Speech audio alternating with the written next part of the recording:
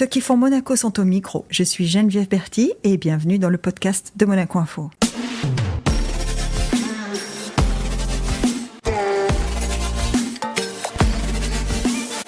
Notre invité du jour court. Depuis son plus jeune âge d'ailleurs, pour l'AS Monaco Athlétisme. Il a 24 ans et il est devenu vice-champion du monde. Il a établi un nouveau record de France du 4x400. Bonjour Théo Andan. Bonjour, je suis très heureux d'être ici avec vous. Nous aussi, on est très heureux de t'avoir. Parce que, de ce que j'ai compris, c'est pas facile de trouver un petit moment dans l'emploi du temps super chargé d'un athlète de haut niveau quand même. Écoutez, là je reviens d'Afrique du Sud. Je suis revenu jeudi, là je suis redescendu pour les fêtes pour voir mes parents. Et je repars ce soir à Paris, donc c'est vrai que c'est chargé, mais bon, j'aime bien ce rythme. Combien il faut courir de temps ? Enfin, j'imagine que le planning, c'est pas... Tu vas pas me dire c'est 5 heures par jour, mais combien il faut faire d'heures par jour pour se sentir à un niveau d'entraînement correct ? Moi, je dirais... moi, je m'entraîne entre 2 et 4 heures par jour. 2 heures, c'est les jours où j'ai le moins d'entraînement, mais souvent, on fait 2 entraînements par jour. Le matin, je cours. L'après-midi, je fais du physique, de la musculation. Donc, voilà, c'est un rythme. Et quand j'ai pas ce rythme, je me sens pas bien. Ah ouais ? Ouais, je m'ennuie. Par exemple, quand je suis en vacances, je m'ennuie en fait. Je me dis, mais j'ai pas d'entraînement, qu'est-ce que je vais faire ? Des fois, je suis chez moi et je dis, j'aimerais bien aller courir. Alors que pendant les vacances, faut pas courir parce qu'il faut reposer son corps. Mais ouais, c'est un rythme qu'on prend et c'est comme une drogue à la fin. Ça fait combien de temps que tu cours ? Ça fait... là, c'est ma 11e année d'athlétisme. J'ai commencé en 2012. Finalement, t'as commencé plutôt pas si jeune que ça, quoi. C'est vrai que l'athlétisme, c'est un sport qu'on commence plutôt jeune. Moi, j'ai beaucoup d'amis qui ont commencé tôt, à l'âge de 5-6 ans. Moi, je faisais du foot. Ouais. Le foot, c'est mon premier amour. Hein. Ouais, où ça ? À Roquebrune-Cap-Martin. Ah ouais. Et rouge et jaune. Ouais. Et je pense que je le dis toujours, si j'avais pu choisir entre footballeur professionnel et athlète professionnel, j'aurais choisi footballeur professionnel. C'est vrai ? Oui. Le foot, je pense que j'avais pas les capacités pour passer professionnel, donc c'est pour ça qu'à un moment donné, j'ai bifurqué vers l'athlétisme, parce que je pense que j'avais plus de facilité en athlétisme. Mais oui, le foot, moi je suis un fan de foot. Donc, C'est quoi ton club aujourd'hui ? Moi je supporte Monaco. Hein. Ah voilà. Bah oui. Ah voilà. Moi quand j'étais encore ici, que j'habitais encore ici, j'étais abonné au stade. Même quand je reviens ici, je vais toujours au stade pour supporter les rouges et blancs. Hein. Je suis fan. D'ailleurs, ça doit être amusant de venir au stade voir l'équipe qui joue sur le stade sur lequel toi tu cours. Exactement. À chaque fois, quand je regarde la télé, c'est comme si je connaissais tous les recoins du stade. Donc, ouais, c'est vrai que c'est un sentiment particulier. Donc, non. Moi, je suis vraiment fan de Monaco et ce stade, il a un truc particulier pour moi. J'aimerais bien un jour courir le meeting Hercules. J'ai pas encore eu l'opportunité. L'année prochaine, il y a un 400 mètres au programme, donc j'espère que je pourrais courir devant mes proches, devant ma famille. Ça, c'est un de mes rêves. Ouais. Et devant tous ceux qui sont licenciés au club. C'est ça. Et non, franchement, j'espère que j'aurai cette opportunité-là. Tu fais que du plat, hein ? Oui, je fais que du plat. Les haies, c'est... Enfin, pardon, je veux pas que ce soit réducteur, c'est juste pour dire, toi, tu fais du plat. Je fais que du 400 mètres plat, des fois un peu de 200 mètres, mais c'est très rare. Mais oui, le 400, je suis concentré sur le 400 mètres. De toute façon, au bout d'un moment, il faut vraiment...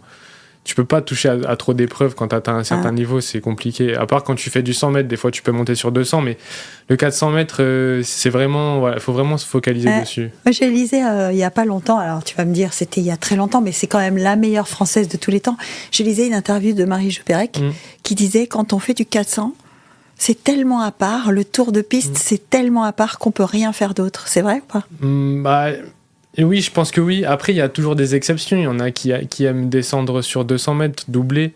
Mais ouais, le 400, c'est un entraînement particulier. Il faut à la fois faire de l'entraînement de vitesse, il faut faire de l'entraînement d'endurance. La musculation, c'est pas la même non plus.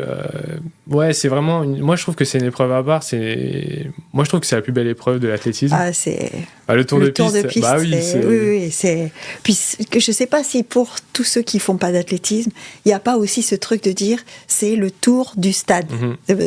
Je pense. Après, il y a toujours le 100 mètres. On dit que c'est la reine des épreuves, parce que c'est le 100 mètres, c'est l'homme qui court le plus vite. Mais moi, avant que je commence le 400 mètres, même avant que je commence l'athlétisme, le 400 mètres, ça m'avait toujours attiré quand je regardais à la télévision. Je trouvais ça super joli, déjà, que tous les athlètes ils partent en décalage et qu'à la fin, ils se retrouvent sur la même ligne. Je trouve ça super beau. C'est incroyable. Ouais.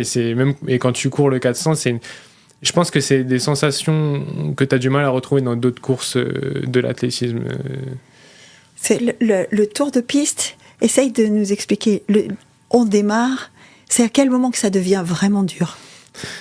J'ai envie de dire quand tu finis le deuxième virage, quand il te reste 100 mètres, là, tu commences à sentir que tes jambes deviennent... C'est quand on sort du virage, là. Hein. De toute façon, il y a une part psychologique aussi. Tu sais que de toute façon, tu vas souffrir. Mais à partir de ce moment-là, quand tu entres dans la dernière ligne droite et que tu sens tes jambes qui deviennent dures, que ça deviennent lourdes, t'as du mal à les monter. C'est ça la sensation ? C'est les jambes dures. C'est les jambes que t'as du mal à les monter, quoi. T'as l'impression qu'elles restent clouées au sol et elles sont de plus en plus lourdes. Ils sont de plus en plus lourdes jusqu'à la ligne d'arrivée, quoi. Pourtant, là, quand vous faites la médaille d'argent, on voit clairement que dans le dernier 100 mètres, tu arrives à accélérer, quoi. J'arrive à... visuellement, c'est l'impression que ça donne. Après, est-ce que c'est les autres qui avancent moins vite et toi qui gardes ta cadence je perds moins de vitesse que... Tu perds moins de vitesse, c'est ça. Voilà. Mais en fait... Parce qu'on n'accélère plus, on n'arrive plus à accélérer. Non, on me dit que, en gros, t'atteins ta vitesse de pointe, tu l'atteins entre 0 et 150 mètres. Après, tu peux plus accélérer. Physiologiquement, c'est plus difficile. Mais après, il y a des styles de course. Moi, j'ai un style de course où j'essaye de finir plus fort que les autres. Il y en a, ils vont faire un plus gros 200 mètres, un plus gros premier 200 mètres pour partir plus fort. Ouais. Moi, j'essaye d'en garder pour la fin, quoi. Mais chacun son style. Et tu arrives, sur un tour de piste comme ça, tu arrives à gérer ? Oui. Ouais. En fait, je pense que le 400 mètres, il faut... Plus t'en fais... mieux tu arrives à l'appréhender. C'est pas sur une course ou deux courses il faut que tu arrives à te familiariser avec. Des fois, ça prend plusieurs années. Là, maintenant, j'arrive vraiment à bien maîtriser mes courses. Je sais à quel moment je dois répartir mon effort. Je dois accélérer ou je dois mettre plus de cadence. C'est avec de l'expérience que ça vient. Ouais. Et quand on fait en relais, alors la difficulté supplémentaire, elle est quoi ? De s'adapter à celui qui arrive avant et qui part après ? La difficulté... Pour toi, tu finis, hein ? Je finis, mais après, ça dépend, c'est le coach qui choisit la position qu'il nous met. Ouais. C'est pas vous qui choisissez ? Non, c'est l'entraîneur qui décide, selon les formes du moment, selon les styles de course de chacun. Il décide... toi, je vais le mettre en 1, toi, je vais le mettre en 2. Voilà. Moi, ils ont décidé de me mettre en 4 parce qu'ils savent que j'ai des capacités à bien finir. Tu finis, ouais. Mais voilà, j'aurais très bien pu être en 2. J'ai déjà fait des relais où j'étais en deuxième position chez les catégories jeunes. Mais la difficulté du relais, c'est que, par exemple, on court pas en couloir. À part le premier relayeur, il court pas en couloir. Et donc après, tout le monde est au milieu. C'est ça, on est dans un peloton, comme sur 800 mètres, comme sur 1500 mètres. C'est dur, ça, le passage de témoin au milieu du peloton, c'est dur quand même, non ? C'est moins compliqué que sur un 4x100 mètres, par exemple. Mais il faut être vigilant et ça se répète quand même. C'est pas un geste au hasard. On s'entraîne pour ça, parce que tu peux gagner des courses, mais tu peux aussi en perdre sur des passages. Ça, ouais. Donc, vous parlez ? Pendant la course ? Là, quand il y a le passage de relais, vous avez un signal, quelque chose ? Non, c'est vraiment de l'anticipation. D'accord. Et on répète. Après, on sait... moi, je sais, par exemple, que David Sombé, celui qui m'a donné le troisième... Enfin, qui m'a donné le témoin, je sais que c'est quelqu'un qui finit très fort, donc je sais qu'il faut que je me lance un peu plus vite qu'avec d'autres personnes, parce qu'il va me donner le témoin avec plus de vitesse.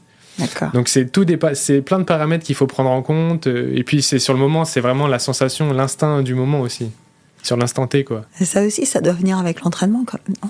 Oui, c'est l'entraînement, c'est à l'échauffement, on répète les passages, c'est... Il faut faire confiance à l'autre. Oui, et je pense que s'il n'y a pas de confiance, ça marche pas. C'est je pense qu'il nous a permis d'avoir cette médaille d'argent là au championnat du monde, c'est qu'on se faisait vraiment confiance. Ouais, ça se sentait, d'ailleurs, dans les interviews après en zone mixte, etc. on a vraiment senti une équipe, quoi, des gars ensemble. On était en équipe, on avait un objectif, le même objectif, on savait ce qu'on voulait. Il n'y avait pas un qui voulait moins que les autres. Et même, en fait, on est des athlètes, on a des égos, quoi. Et on les a tous mis de côté vers un seul même objectif. Et je pense que c'est ça qui a fait la différence avec les autres, quoi. Et on s'est surpassé sur la piste. Oui, surpassé. Moi, avant qu'on se voit, je me suis repassé sur YouTube la course avec le commentaire, etc. J'ai passé le commentaire français, puis j'ai passé le commentaire international avec le speaker anglais de World Athletics. Et en fait, personne ne doute que vous allez faire top 3.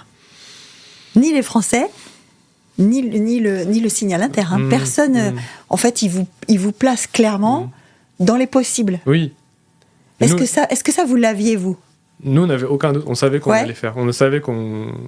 En fait, c'était toi, médaille. Tu pars et tu te dis, on fait top 3, c'est sûr. Avant le championnat du monde, on se parle, même la veille de la finale, on se dit, nous, c'est podium ou rien. Ah ouais, d'accord. Ah oui, nous, on savait. On a une génération, là, en ce moment, ça fait un moment qu'il n'y a pas eu ça en France, avec des chronos qui sont vraiment denses. Et on savait qu'on avait les capacités pour faire un podium.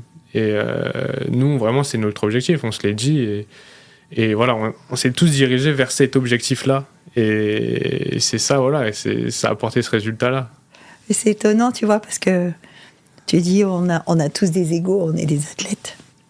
Et pourtant, quand vous arrivez sur la piste, moi, on vous a pas senti ni arrogant, mais en même temps, on vous a pas senti faire un complexe d'infériorité. À ces championnats du monde de Budapest, on a beaucoup parlé de l'équipe de France d'athlétisme qui allait pas au bout de la performance, etc. On peut tous penser ce qu'on veut, mais en tout cas, ça a été une discussion qui a été pendant tous les championnats du monde assez récurrente. Et vous, ça s'est pas senti du tout, quoi. Non, nous, on n'avait pas de... Nous, on n'avait pas de pression. Enfin, que l'équipe de France ait les 0 médailles ou pas, ça nous a rien changé à nous. Ça nous a rien rajouté ça nous a pas rajouté de pression. Nous, on courait pour nous, on a couru pour l'équipe de France pour leur apporter la médaille. Mais vraiment, nous, on était dans notre bulle. On s'est serré les coudes. Et c'est ça, c'est la force d'un relais, la force d'une équipe. Et aussi, on sentait vraiment que derrière nous, il y avait tout le monde, quoi. Vraiment, c'est ça aussi qui nous a aidés. Bon, c'est une course qui arrive en fin de programme en plus, donc c'est un peu, c'est pas les dernières chances, mais c'est un peu. Il y a tous les autres qui regardent à ce moment-là parce qu'ils ont tous couru en fait. En plus, le stade il était plein. Ouais, c'était. C'était. Franchement, c'est quelque chose. Ouais, c'est une super belle ville déjà. Ouais, c'est vrai. Mais il y avait une ambiance, c'était vraiment incroyable, le stade plein et. Je sais pas, il y avait un truc spécial. Déjà, il faisait super chaud sur la piste. C'est très chaud. Il faisait super humide. Et quand on fait la médaille et qu'on va voir le clan français, ils étaient super contents. C'est des émotions vraiment. C'est un truc inoubliable. C'est un truc qui va me servir toute ma vie, je pense. C'est des trucs que je vais m'en rappeler. C'est. Parce qu'au-delà de la performance sportive, qui est déjà incroyable, parce que bon, vous êtes dans des temps, vous battez le record de France, donc ça marque l'histoire, mais au-delà de cette performance-là, est-ce que ça fait changer quelque chose au niveau du statut dans l'équipe ou pas ? J'ai envie de dire oui et non. Ça dépend pour qui tu te prends. Moi, je reste la même personne. Je suis un peu introverti, quoi. J'ai du mal à prendre ma place. Je suis pas. On va dire que. En zone mixte après, non, on n'avait pas l'impression quand même, Et je suis un peu de nature timide. Timide. Ouais, par exemple, quand on a des réunions de groupe avec toute l'équipe de France, je suis pas celui qui va prendre la parole facilement, par exemple. Après, dans le relais, entre nous, peut-être que je peux prendre la place d'un leader. Mais je suis. Après, ça change des choses au-delà du sport. C'est sûr que maintenant, pour moi, la vie, elle est un peu plus simple pour trouver des partenaires, pour trouver des financements, etc. Donc oui, c'est... Heureusement qu'il y a un retour sur investissement quand même, non ? Oui, heureusement. C'est vrai qu'il y a des moments où c'était un peu dur. Ah ouais ? Ouais, moi, il y a des moments où... Moi, j'ai pensé à arrêter l'athlé à un moment parce que... en 2022, j'ai pensé à arrêter l'athlé parce que je me disais, ça m'apporte... Enfin... pour ce que je m'investis, j'ai pas le retour. Alors que j'avais déjà fait... bon, j'avais pas encore fait de médaille internationale, mais bon, j'étais présent sur les championnats de France, j'avais fait déjà des médailles et tout, j'avais fait des sélections chez les jeunes, j'avais eu des médailles internationales et j'avais pas le retour sur investissement. C'est parce qu'on n'a pas encore parlé de ça, mais quand tu dis le retour sur investissement, c'est que pour arriver à un tel niveau de performance, il faut s'entraîner tout le temps, en fait. C'est-à-dire, quand tu dis j'avais pas de retour sur investissement, t'as l'impression que tu donnes l'essentiel de ta vie, quoi. En fait, j'étais professionnel dans ce que je faisais, mais j'étais pas professionnel dans... Ouais, dans la vie, c'est la vraie vie, quoi. Je gagnais pas... Tu pouvais pas vivre de ça. Je pouvais pas vivre. Heureusement que je vis à l'INSEP, et que j'ai une chambre à l'INSEP. Sinon, à Paris, j'aurais jamais pu me payer un appartement ou vivre à côté, quoi. Mais voilà, j'ai eu la chance que aussi la fédération, même au moment où je perfais moins, elle pu croire en moi et me garder à l'INSEP. Et voilà, c'est là, j'en suis arrivé là aujourd'hui. J'ai eu des moments de doute, mais il faut toujours y croire. Tu dis quand même que t'as failli arrêter, ça aurait été dommage. Oui. Hein. Ça aurait été dommage, mais c'est vrai qu'il faut jamais, même dans les moments durs, il faut jamais lâcher. Si on a un objectif en tête, il faut toujours se... C'est quoi qui t'a retenu alors ? C'est à quel moment ? Parce que tu le dis, j'ai pensé arrêter. Donc il y a bien un moment où t'as dit bon, non, j'arrête pas. C'est quoi qui a emporté la décision ? J'ai fait je me suis rappelé de tout ce que j'ai mis en place, tout ce que j'ai sacrifié pour l'athlétisme. Je suis parti à 18 ans de chez moi à Paris, c'était pas facile au début. Et en fait, j'avais toujours pas atteint mes objectifs. Et je les ai toujours pas atteints d'ailleurs, mais là, je suis sur le bon chemin. Et je me suis dit, je vais pas arrêter maintenant. Il y a les Jeux Olympiques dans 2 ans. C'est pas parce que aujourd'hui il pleut que demain il fera pas beau, quoi. La preuve. Bah oui, la preuve, quoi. Et j'y pense souvent, je me dis, mais... pas qu'est-ce qui t'a traversé par la tête, mais... peut-être un peu de découragement quand même, parce que c'est un combat, cette persévérance, elle prend beaucoup d'énergie quand même. Oui. Surtout qu'en fait, quand tu t'investis, tu t'entraînes tous les jours et qu'en fait, même tes performances athlétiques, ce que tu fais, les chronos que tu fais, ils sont pas bons. Moi, c'était ça, en fait. Moi, je m'investissais beaucoup, je m'entraînais bien, je m'étais sérieux dans tout. Et en fait, je n'avais pas les résultats que j'espérais à un moment. Non. C'était un blocage ? C'était quoi ? Je sais pas. Je pense que dans la vie, il faut être patient.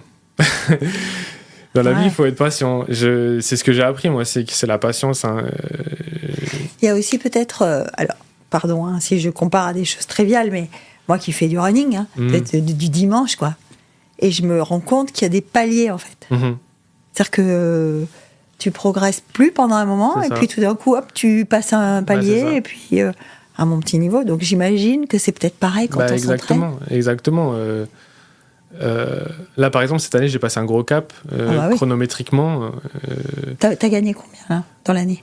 J'ai gagné 7 dixièmes, c'est quand même... j'allais dire presque, ouais. Sur un 400 mètres, c'est quand même beaucoup. Mais je crois que c'est quasiment la plus grosse progression que j'ai eue depuis mes années cadet junior, quoi, où tu progresses d'une seconde par an. Là, 7 dixièmes, c'est presque une seconde. Hein. Oui, c'est ça. C'est énorme, moi, je trouve.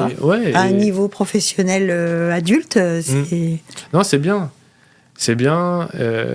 Mais en fait, je pense que ce cap que j'ai passé, j'aurais dû le passer depuis un moment. Mais en fait, je l'ai passé aujourd'hui parce que voilà, tout s'est mis en place cette année. J'avais trouvé un équilibre entre ma vie sportive, ma vie familiale avec mes proches, etc. Ouais. Et il y a quand même du mental dans ce que tu dis. Ah oui, je pense que l'athlétisme, le sport de haut niveau, il y a... Je sais pas si c'est 50-50, mais le mental, il y a une grosse part de mental.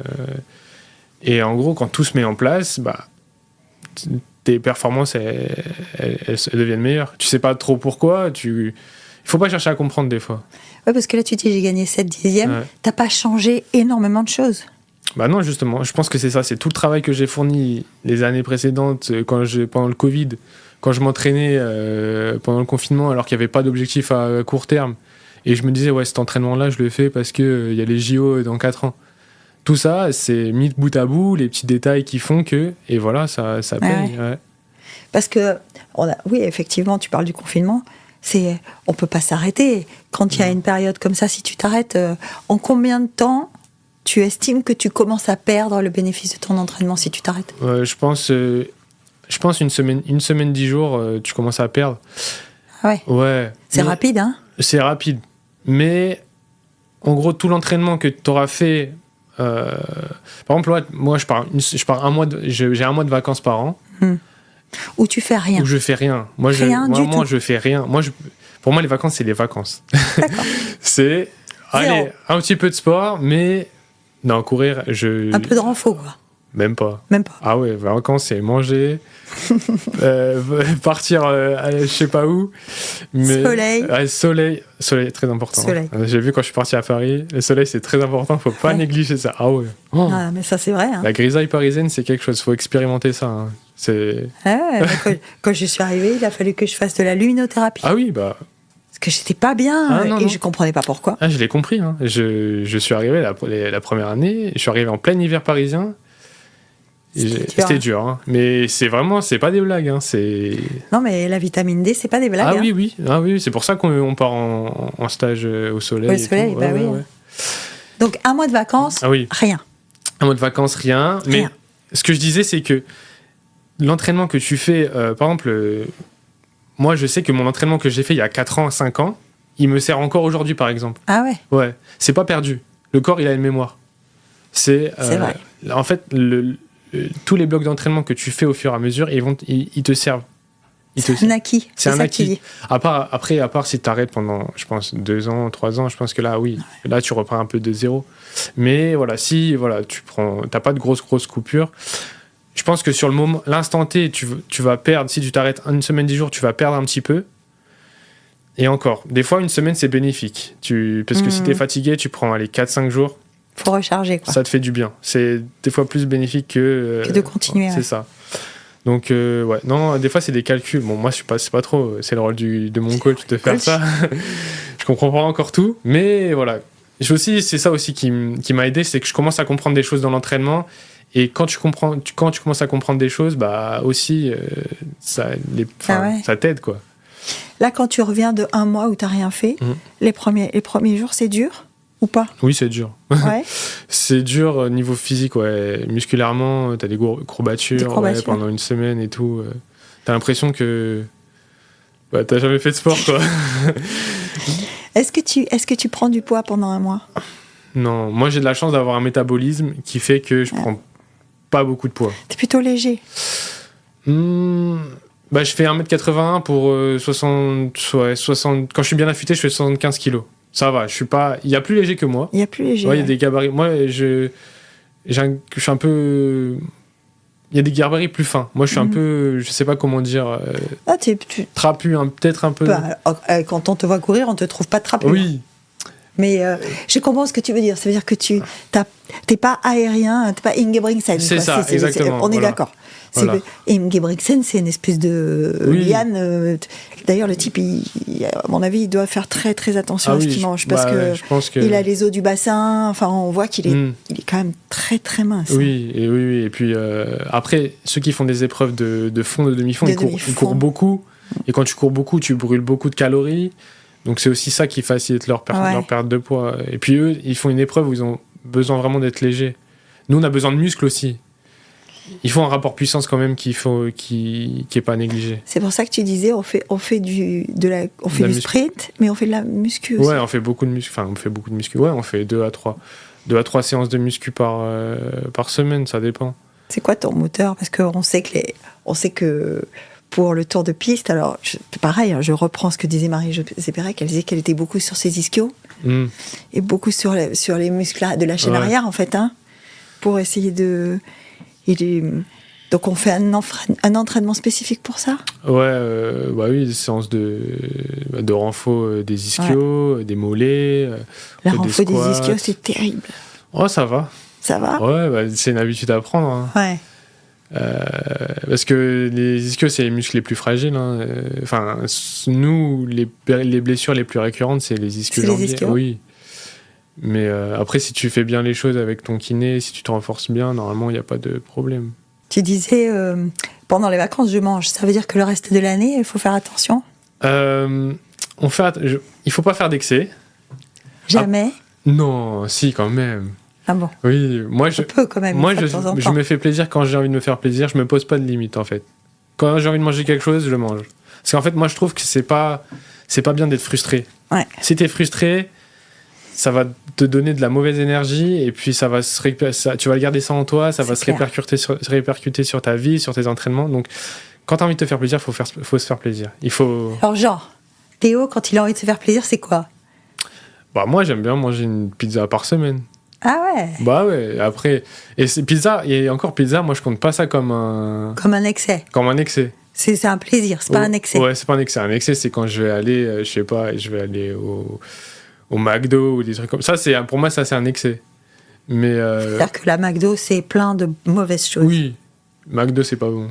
Mais après, une bonne pizza et tout, franchement, je trouve, ça va. Hein. Ouais. T'es sucré? Moi, si je me fais plaisir, je préfère quand même du salé. Hein. Ah ouais? Ah ouais, je préfère faire bien plaisir au niveau salé que sucré. Sucré, même je pense que si on pense pareil à la perf, je pense que si tu manges plus de sucré, c'est moins bon que... Ouais. De toute façon, c'est moins bon. C'est ça. Sur la longueur, en tout cas. Oui, c'est vrai que quand tu fais du demi-fond ou du fond, un marathon, tu manges un peu de sucre pour que ça aille mieux pendant la course, mais tu te nourris pas sucré entre-temps. Ah non. De toute façon, dans le salé, il y a toujours des trucs bons à prendre, les protéines, tout ça. Il y a des bonnes graisses et tout. Le sucré, ouais. Les sucres industriels, c'est pas bon, quoi. Mais bon, on essaie d'en limiter, mais il faut faire plaisir, quoi. Et ça fait depuis toujours que tu fais attention à ça?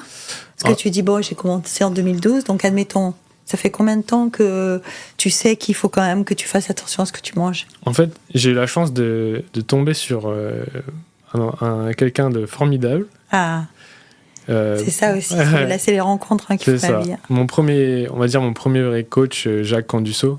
Ah ouais. Et c'est lui qui m'a un peu initié, formé au haut niveau. Et lui, c'était vraiment très strict. Hein. C'est vrai? Ah oui, c'était l'école Jacques, hein, c'est ça. Il contrôlait?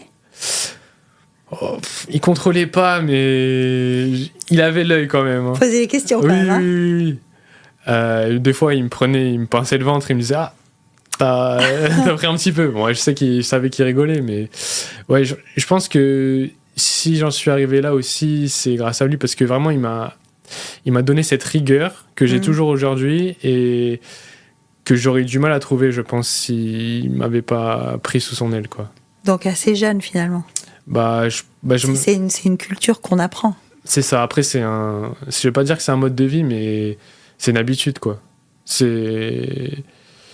Quand t'es habitué à ça, ça devient plus simple. Alors, c'est sûr. Moi, je pense aussi... Moi, j'avais un moment aussi dans ma jeune carrière où j'étais trop strict, où j'étais trop rigoureux et je me laissais pas assez vivre, tu vois.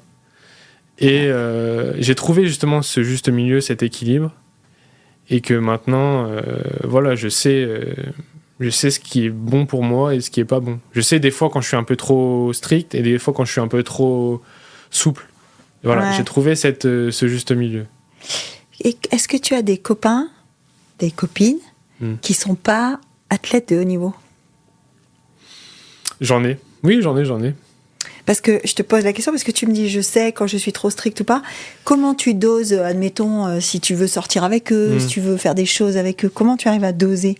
Parce que forcément, ils n'ont pas cette rigueur-là du tout. Ils comprennent. Moi, je leur dis, bon là, les gars, moi, qu'on me propose, tu veux venir ce soir et tout. Je dis non, les gars, demain j'ai entraînement et tout. Au début, c'était quelque chose qu'ils avaient du mal à comprendre. Quand j'ai commencé mes premières années, quand je faisais mes championnats jeunes et tout, ils avaient du mal à comprendre. Maintenant, quand ils voient le niveau où je suis, ils comprennent, quoi. Bah, bien sûr. Et puis même, on est plus mature et tout, ils savent. Mais ils t'ont chambré avec ça? Ils t'ont reproché ça? C'est arrivé? Quand j'étais au lycée, ouais, j'ai déjà eu des petites remarques. Et, pourquoi tu fais tout ça? Pourquoi je sais, c'est ça. Est-ce que toi, tu t'es posé la question? Pourquoi je fais tout ça? Oui.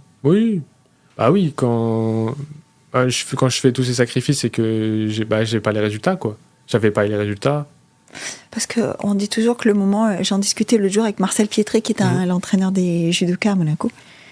Et il me disait qu'il y a une période critique vers 16-17 ans où on peut perdre son athlète. Parce que c'est un moment où les autres sortent, ils font la vie, et que c'est difficile pour ces jeunes-là, toujours, de se dire « moi, j'y vais pas ». Est-ce que tu as eu cette hésitation, toi, aussi, ou pas? À cet âge-là, non. Non. J'étais vraiment... Je savais ce que je voulais, quoi. Oui, j'ai eu un moment où je me disais... en fait, je profite pas de ma vie et tout. Je me pose toujours des contraintes, etc. Mais après, je me suis remis sur mes rails, quoi. Je me suis dit, bon, c'est vraiment qu'est-ce que je veux dans la vie? Ce que je veux dans la vie, c'est être champion olympique. C'est pas autre chose. Si j'avais pas tout donné sur ça, sur cet objectif-là, je vais avoir des regrets, quoi. D'accord. Parce que toi, l'objectif, c'est Paris. Ah oui, mon objectif, c'est Paris. J'y pense pas. Au moins. Oui, au moins. Après, parce que Paris, après Paris, tu as encore l'âge de continuer, quoi. Ah oui, moi, je vais pas arrêter ma carrière tout de suite. Mais Paris, on va dire que c'est c'est l'un des plus gros objectifs de ma carrière. Là, pardon, si je te pose une question complètement ignare, mais en ayant le titre de vice-champion du monde, t'es qualifié d'office pour Paris? Pas du tout. Tu vois, c'est pas si bête ma question. Non. Pas du tout, il faut qu'on aille aux Bahamas. Le relais 4x400 mètres, il n'est pas encore qualifié, même si on est vice-champion du monde. Il n'est pas qualifié. On va aux Bahamas, là, au championnat du monde de relais au mois de mai, pour qualifier le relais. Là, il faut faire le minima. Il faut être dans les 14 premiers. Ouais, normalement, ça va le faire, j'espère. Et après, moi, j'ai pas ma place encore dans le relais. Individuel. Non, en individuel ni dans le collectif. Ça dépend de ma saison. Si je cours pas bien cette année, il y aura pas de Jeux Olympiques pour moi. C'est ça aussi la beauté du sport et la beauté de l'athlétisme, c'est que rien n'est acquis en fait. Faut toujours se remettre en question, toujours travailler plus dur. Moi, je trouve ça incroyable que tu dises que c'est la beauté du truc, parce que quand on n'est pas dedans, on s'imagine que c'est plutôt la difficulté du truc, c'est que jamais rien n'est acquis. C'est-à-dire que tu peux pas te reposer sur un truc et dire j'ai fait une perf, j'ai fait un super temps, et ben ça suffit pas. Enfin, ça suffit pas. Si, à Budapest, ça suffit. Oui. Mais passer Budapest, c'est fini. Comme si tu remettais les compteurs à zéro, quoi. Le lendemain, on s'est réveillé, ok. Maintenant, il faut repartir au travail. Ah ouais. Bah oui. Ça motive, quoi. Faut toujours plus. Moi, je suis un éternel insatisfait. je veux toujours plus. Là. Moi, c'est un caractère. De toute façon, on peut pas être compétiteur si on est satisfait. C'est ça. Je pense que même si un jour je suis champion du monde, je voudrais toujours plus. Je voudrais le record du monde, tu vois, genre. Bah ouais. Et je pense que c'est ça aussi mon moteur, quoi. Cette année, j'ai fait une belle année, mais il y a un truc que j'ai pas eu. Et ce truc que j'ai pas eu, bon, il va falloir aller le chercher. Voilà, c'est ça. J'ai pas encore ma qualif olympique. Et il faut que je l'ai. Et je vais l'avoir. Mais non, c'est ça. C'est ça. Il faut toujours travailler plus, toujours rechercher les petits détails qui vont faire que tu vas courir plus vite, etc. Comment tu es avec ton coach? T'es difficile? Non, je suis pas difficile. Il me dit de faire ça, je fais. Ouais. Moi, j'ai confiance en mon coach. C'est ça aussi qui fait que ça a marché, c'est que moi, on va dire que mon coach, c'est un peu... Je le prends comme une figure paternelle. Et moi, je crois à ce qu'il dit et j'ai 100% confiance. D'ailleurs, on parlait de figure paternelle. Ta famille, quand tu leur dis « je veux être champion olympique un jour », qu'est-ce qu'ils te répondent? Ils disent bah vas-y mon fils. C'est vrai? Non, j'ai eu la chance de tomber dans une famille qui m'a beaucoup soutenu, quoi. Franchement, ils ont été... déjà, c'est eux qui m'ont poussé à aller à l'athlétisme. Ouais. Parce qu'au début, moi, j'aimais pas l'athlé. Bah non, tu voulais être footballeur. Je voulais être footballeur, et même quand j'ai commencé l'entraînement d'athlétisme, je revenais à la maison, je pleurais parce que j'aimais pas ça. C'est vrai? Ouais. Et mon père, ma mère, ils m'ont poussé à y aller. Et si j'en suis là aujourd'hui, c'est grâce à eux. Et puis même, ils ont fait des sacrifices pour moi. Ils viennent me voir en compétition. Là, ils étaient là à Budapest. Et puis ils me poussent chaque jour. Même quand j'ai des moments de doute et tout, ils sont là à me pousser. Mais ouais. Ils étaient à Budapest. Ouais, ils étaient à Budapest, ouais. Ça a dû être un grand moment quand même. Bah, je pense pour eux, ils étaient super fiers, super contents. Moi, je suis super content de rendre fiers mes parents, surtout mon père, parce que mon père, je sais qu'il n'a pas eu, entre guillemets, il n'a pas eu la vie qu'il voulait, parce qu'il n'a pas pu faire de sport quand il était petit, parce qu'il avait un problème de cœur et ses parents ne voulaient pas qu'il fasse de sport. Et je pense qu'il vit un peu par procuration ce que je vis. Et ça me rend super fier de le voir heureux à travers mes perfs, quoi. Bah ouais. Bah, c'est un moteur, quoi. C'est ça qui C'est un moteur. Ouais, pour moi, c'est un moteur. Je cours pour moi, mais je cours aussi pour eux et pour mes proches. Parce que je veux les rendre fiers. Quand on est sur la piste comme ça, moi, je me suis toujours posé la question parce que je trouve qu'il y a une telle tension, une telle émotion pendant un meeting d'athlétisme, que ce soit des championnats du monde ou un meeting du circuit.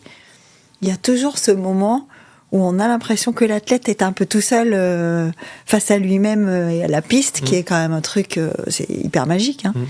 Est-ce qu'il y a un moment donné où on doit chercher le moteur, où on est dans sa tête, on sait pourquoi on est là, c'est pas à ce moment-là, peut-être c'est avant. Non, moi derrière les starts, je pense à mon moteur. Je pense à mes parents, je pense à ma sœur, à à pourquoi je fais ça. Là, j'ai perdu ma grand-mère au mois d'avril cette année, et ça m'a donné une énergie. Ah ouais, vraiment, je pensais pas, mais ça m'a donné une énergie supplémentaire. Et je pensais à elle avant mes courses, etc. Et ça me donnait de l'énergie. C'est incroyable. Ouais, c'est... En fait, je trouve que l'amour, c'est vraiment c'est quelque chose qu'on ne prend pas assez en compte, et c'est quelque chose qui va donner beaucoup de force. C'est vraiment la seule chose qui compte quand il faut se battre, hein. C'est sûr. C'est ça. Je trouve que c'est la plus belle énergie du monde. Bah oui. Ouais. Et toi, ça, c'est comme ça que tu te motives. Enfin, tu te motives. T'as dit, moi, je sais ce que je veux, donc motivé, tu l'es. Hein. C'est un peu ce que disait Hugo. On cherche pas la motivation, on l'a. Mais le petit truc, c'est ça, quoi. Ouais. Bah, le truc supplémentaire qui va me donner cette force, c'est ça. Ouais. C'est rendre fier mes proches, penser à mes proches et tout. Ouais. Et dans toute cette histoire, l'AS Monaco Athlétisme, elle a joué quel rôle ? Je leur dois beaucoup. Hein. Je pense que aussi, j'en serais pas arrivé là si j'avais été dans un autre club. C'est vrai ? Ah ouais. Vraiment, hein, franchement, que ça aille des coachs, des dirigeants aux licenciés, ils me soutiennent à fond. Ouais, c'était émouvant là quand ils t'ont accueilli quand t'es revenu à Monaco. C'était incroyable. Je m'y attendais pas du tout. C'est vrai ? Je savais qu'il y avait un petit truc, mais comme on fait d'habitude, on fait un petit goûter, tout ça. Là, petit goûter ? Ouais, un petit goûter. Petit truc à manger, quoi. Ouais. Mais non, je m'y attendais pas, vraiment pas à ça, quoi. Mais c'était trop bien.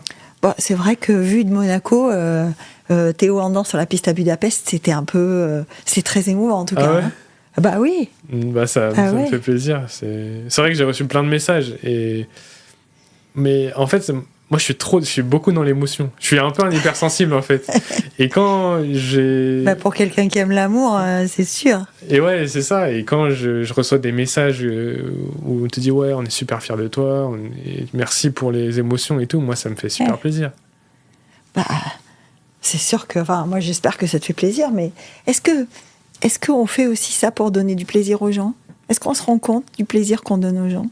Parce que tu dis, je cours pour mes proches, pour qu'ils soient super fiers, mais tous ces gens que tu connais pas, est-ce que tu te rends compte du plaisir que tu leur donnes ou pas ? Après coup, ouais. Quand tu regardes les messages, etc., ouais.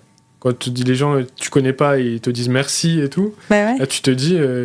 genre, il y en a, ils me disent, ouais, on a crié devant notre télé, alors que je les connais même pas, tu vois. Donc non. Ouais, mais après, ils ont crié devant la télé aussi parce qu'il y a une dimension. Tu portais le maillot de l'équipe de France. Et en fait, des fois, on se rend pas assez compte que voilà, on représente la France et qu'il y a sur France 2, il y a 2 millions de personnes qui nous regardent et on se rend pas compte. On n'y pense pas. Je pense que c'est bien qu'on n'y pense pas, mais c'est vrai que voilà, c'est quelque chose de beau. Tu dis c'est bien qu'on n'y pense pas. Est-ce que ça veut dire qu'il y a des moments où tu sens la pression ? Je sens la pression, mais c'est pas quelque chose qui va me déstabiliser, je pense. Ouais, moi, je pense que je suis plus quelqu'un qui marche à la pression que... J'ai besoin de la pression pour performer. Quand j'ai des courses importantes, je sais là où je vais être bon. Tu te sens meilleur oui. que... Ouais. Ouais, c'est quelque chose qui va me galvaniser. T'as pas de trac? J'ai un stress, mais du bon stress. Ouais. Et que j'arrive à gérer.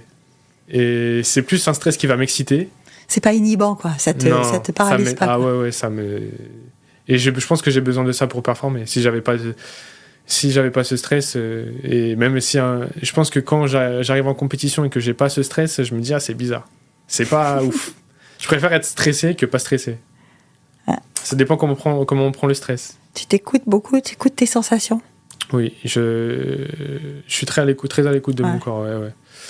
Des fois un peu, des fois non. Des fois, par exemple, quand j'ai mal quelque part, j'ai envie de finir l'entraînement parce que j'ai envie de finir l'entraînement, mais qu'il faudrait s'arrêter. Alors qu'il faudrait s'arrêter. Mais j'ai commencé le yoga il y a 2-3 ans à l'INSEP. J'avais avec 2 super profs de yoga. Et depuis, j'ai mieux conscience de mon corps. Et j'ai appris des choses sur mon corps. Et... C'est drôle que tu dis ça parce que ça fait un moment que je me dis comment il fait pour gérer... parce qu'on sent, on sent qu'il y a beaucoup d'énergie, on sent que tu as beaucoup de sang, quoi. Et donc, je me disais, en t'écoutant, je me disais, comment il fait pour gérer? Parce que parfois, cette énergie, elle peut être aussi un handicap quand elle est mal canalisée. Des fois, on veut trop faire. On veut trop faire et trop bien faire. Mais c'est sûr qu'il faut savoir s'écouter aussi. Il y a des jours... Et ça, je me suis un peu surpris. Il y a des jours où, des fois, je me dis à mon entraîneur, bon, là, j'arrête parce que je me sens pas... je me sens pas de faire. Des fois, il y a des entraînements que je fais pas, où je préfère faire autre chose que plutôt de faire l'entraînement qui a été donné parce que je me sens pas de le faire et que je sais que ça va pas m'être... ça va pas être bénéfique. Ouais, ça va pas m'apporter grand-chose, quoi. C'est mieux que... Des fois, comme j'ai dit, c'est mieux qu'on se repose 3-4 jours plutôt que de continuer à s'entraîner parce que, des fois, le corps, il a besoin de souffler. Et après, c'est pour te repartir de plus belle, quoi. C'est sûr, mais est-ce que tu te sens seul? Parce que dans tout ça, tu parles beaucoup de t'écouter, de faire des choses avec toi-même, etc. Est-ce que tu te sens dans le sens isolé? Parce que j'ai pas l'impression que tu sois seul. Tu es très entouré, oui. Mais isolé.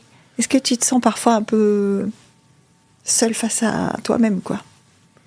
Oui, je pense que des fois, je me sens... Après, je suis quelqu'un d'assez solitaire des fois. J'aime bien avoir ma tranquillité. Mais ouais, dans ma tête, des fois, je me sens seul. Mais c'est vrai que je suis bien entouré. J'ai la chance d'avoir des amis en or et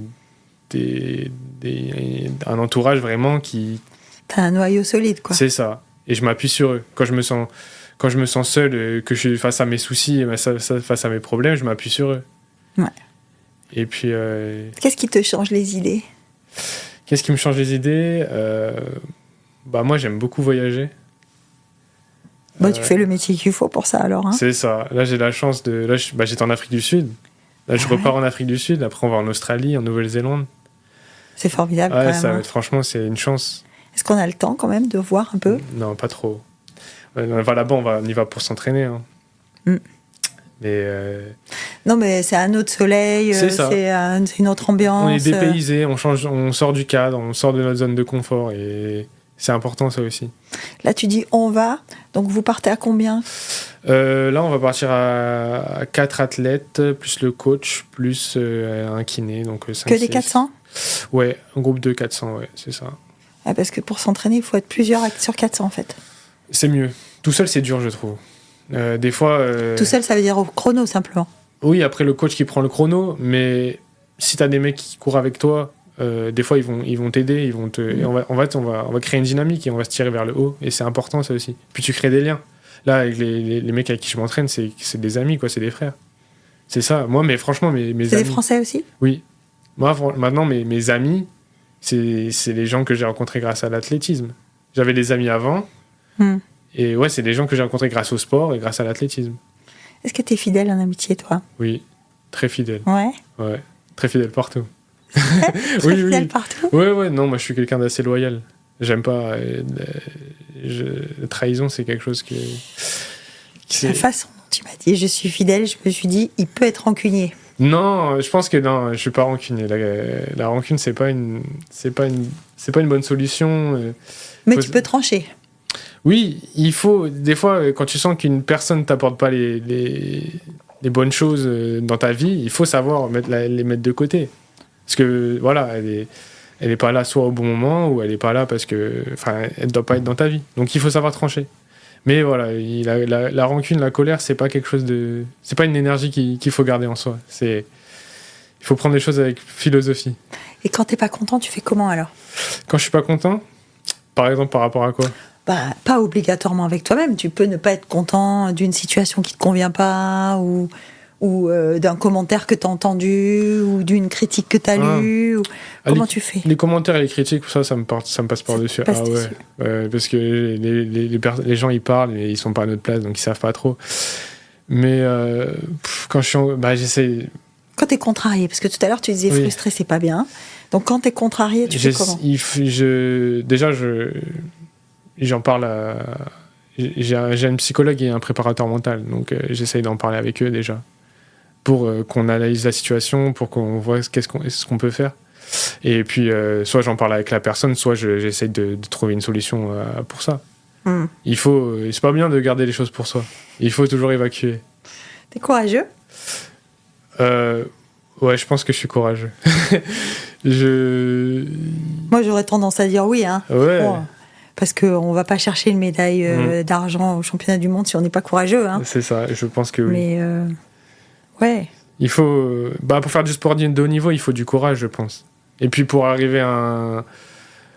pouvoir être champion olympique, il faut du courage. Et pour rêver d'être champion olympique, il faut du courage. Sinon, on n'y arrive pas, je pense.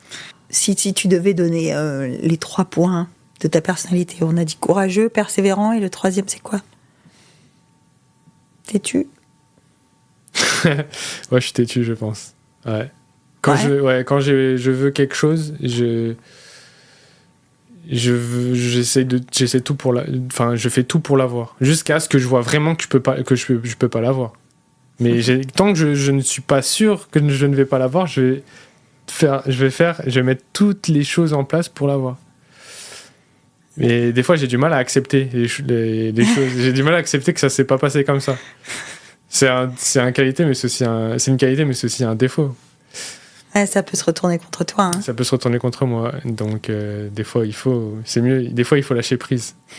C'est important. Est-ce qu'au milieu de tout ça, on a un peu de temps pour avoir une vie personnelle?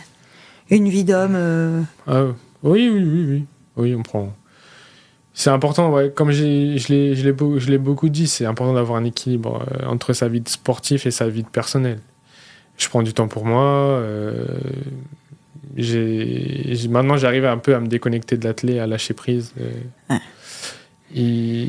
Parce qu'on a la sensation que l'athlète, c'est quand même une deuxième famille. Hein. C'est une maison, c'est un quotidien, c'est une ambiance. Pendant 11 mois de l'année, tu vis athlète, quoi. Vraiment, être sportif de haut niveau, c'est quelque chose qui prend la plupart de ton temps, quoi.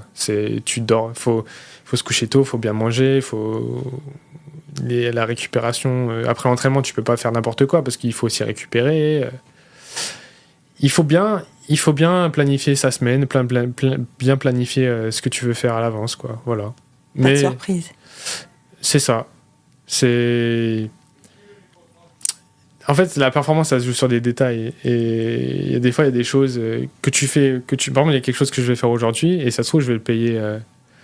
Je vais le payer plus tard. Par exemple, je vais aller en soirée ce soir, mais c'est pas demain que je vais le payer, mais peut-être dans un mois. Je pense qu'on peut tout faire en tant que. On peut faire ce qu'on veut en tant que sportif de haut niveau, mais il faut bien penser. Il faut bien réfléchir à quand on le fait. Ça, c'est la philosophie de ton premier entraîneur qui est toujours là. Il faut bien penser, c'est ça. Hein. C'est ça, même mon coach actuel, je l'ai un peu dans ça. C'est vrai ? Ouais. Mais j'ai eu la chance de tomber sur 2 coachs formidables, quoi. Est-ce que dans tout ça, il y a du plaisir ? Oui. Oui, il y a du plaisir. Pas tout le temps. L'entraînement, c'est dur. Hein. L'entraînement, c'est vraiment dur. L'entraînement, la discipline, la persévérance, tout ça, c'est dur quand même. Mais tu prends du plaisir quand tu arrives en compétition et que tu cours. Ouais. C'est sûr qu'il y a des compétitions où tu cours pas, mais ce que ça te procure, l'adrénaline, etc., en fait, même si c'est dur, même si tu souffres, tu veux toujours le retrouver.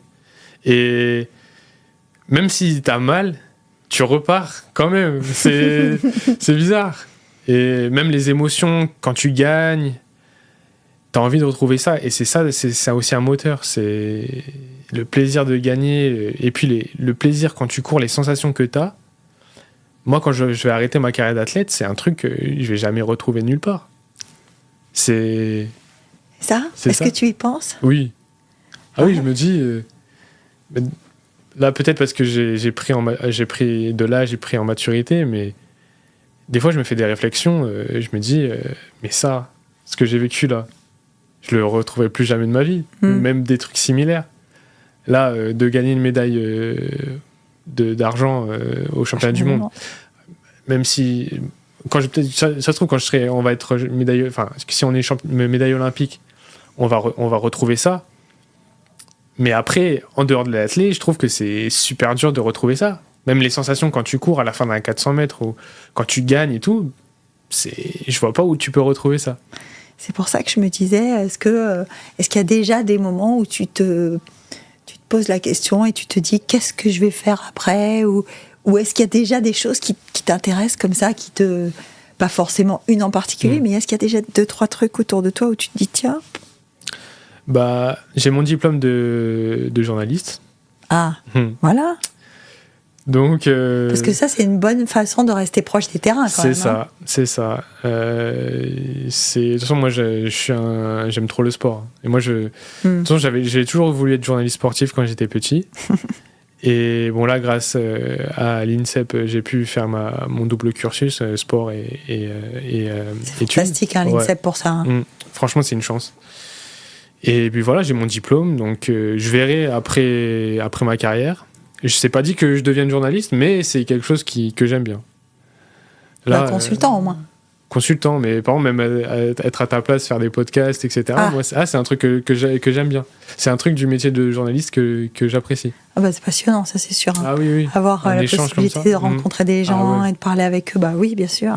C'est aussi... Alors, c'est pas le même adrénaline que quand on gagne une médaille, mais ça a quelque chose de particulier, ça c'est sûr.